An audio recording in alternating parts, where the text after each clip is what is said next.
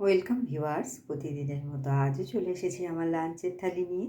আজকে লাঞ্চে নিয়েছি সাদা ভাত, নিয়েছি শসা ও গাজর স্যালাড হিসেবে।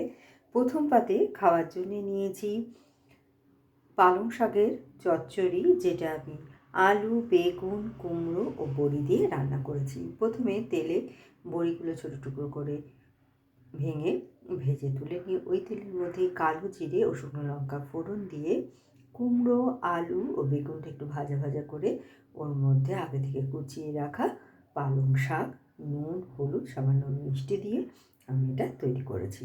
নিয়েছি কয়েকটা পাঁপড় ভাজা, তার সাথে খাওয়ার জন্য নিয়েছি ছোলা মটরের ডাল, যেটা আমি মূলো ও ধনেপাতা দিয়ে রান্না করেছি। ফোড়নে দিয়েছি পাঁচ ফোড়ন ও শুকনো লঙ্কা। নিয়েছি ভাঙন মাছের ঝোল ফুলকপি আলু দিয়ে।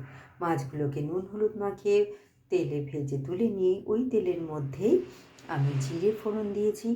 ফোড়নটা হয়ে গেলে ওর মধ্যে ভাপিয়ে রাখা ফুলকপি ও আলু ভাজা ভাজা করে ওর মধ্যে আদা, জিরে, লঙ্কা, টমেটো বাটা দিয়ে আমি এটা তৈরি করেছি।